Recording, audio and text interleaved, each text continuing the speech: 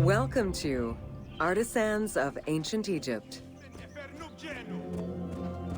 It was under the watchful eye of Ptah of Memphis, the god of craft and architecture, that ancient Egyptians developed the unique rendition of the world they lived in. However, it is vital to understand that their view of art, and those who created it, was likely very dissimilar to the modern concept of the word. Instead of artists, the creative culture had skilled and respected artisans. The most significant categories of specialties for crafters were drawing, painting, sculpture, and metalworking. Ancient Egyptian craftspeople created both art and a wide variety of mundane, everyday tools. Every item created had a specific purpose and was produced by anonymous artisans who worked alone or with a team. Most crafts, such as pottery and metalworking, were utilized for everyday items. Luxury goods and artwork illustrations served temple rituals and were not meant for public display. Artisans rarely signed their names to the work, though they were clearly aware that they possessed a unique skill and talent for the task. Art, in all its forms, has offered not only a practical insight into the way ancient Egyptians lived, but in how they viewed the world and their place in it. The balance of order and chaos was crucial in both the physical and the metaphysical universes. As a result, their art appears to follow a strict set of stylistic conventions that supported this worldview. From households and palaces to temples and tombs, pottery, papyrus, and textile items were essential to the everyday life of ancient Egyptians.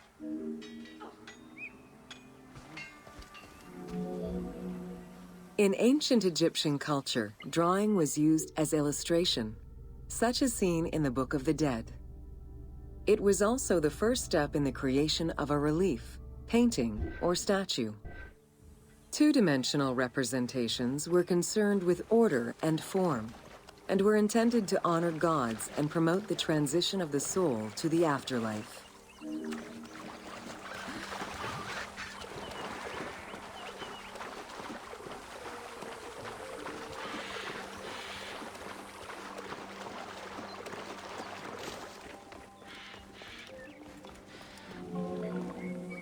Stylistically, Egyptians were concerned with the depiction of the human form's inner self.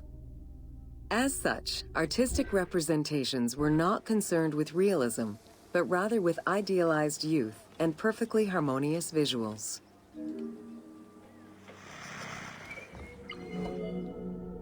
An exception to this were scenes depicting hunting and battle, where the environment and enemies moved in lively, even chaotic ways. Animals and foes were depicted piled up, as if describing chaos, with Egyptians standing in solemn, disciplined poses, bringing order to the scene.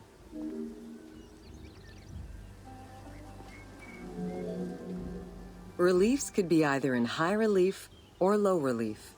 Either method required a surface suited to the desired technique. Preparation of the surfaces differed depending on the quality of the rock. A quarried block only needed a simple smoothing. Rough-cut rock monuments, such as those found in tombs, required more work. Often the surface was coated in plaster before being sculpted. For reliefs, preliminary sketches were drawn in red, then framed with a red grid to position the elements of the scenes. Corrected sketches were in black, and once approved, the scene was ready to be carved. This method likely explains the name given to relief makers, the one who draws the outlines. Statues were believed to be vessels for the souls of the deceased, or deities. That is why a sculptor was called the one who makes it live. This divine duty earned them the utmost respect. As with a relief, creation of a sculpture began with a drawing. Most statues were made of quarried blocks of stone, primarily limestone, though sometimes harder stones such as quartzite were also used. In ancient Egypt, the profession of crafter was organized and relied on a specific hierarchy. Most artisans depended on an institution to provide them with raw materials. There were 3 working levels for craftsmanship: domestic, large estates, and within palace and temple workshops. Some royal workshops, at their largest, covered an area of about 2.8 square kilometers in size. At the domestic level, most Egyptians were craftspeople to a greater or lesser extent. The ability to repair tools was a daily necessity. Crafted everyday items could also be bartered for at the local market. Artisans with skills but lacking in resources worked at large estates, where the elite provided them with space to work and raw materials. The most skilled artisans were employed in royal or temple projects and benefited from a special status. They were provided with good workspaces and considered to be highly skilled.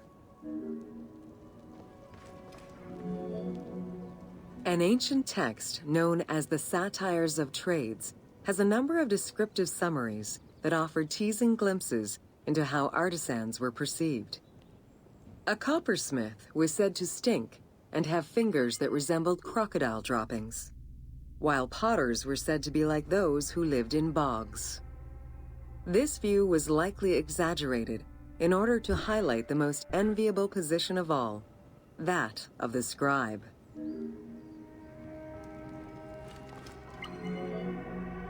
Located near the Valley of the Kings, Deir el-Medina was a settlement created by order of the king to honor the most skilled artisans. Its name translates as the monastery of the city.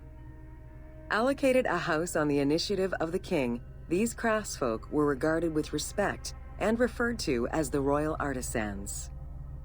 Those who lived there worked on the tombs in the Valley of the Kings and its surrounding temples.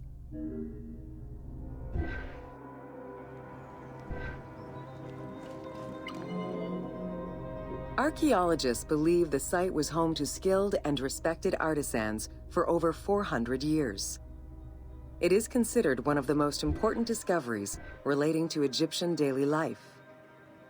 While much of the focus of Egyptian archaeology was on its kings and queens, it wasn't until the excavation of Deir el-Medina that Egyptologists were given a valuable window into the community life of ancient Egyptian artisans.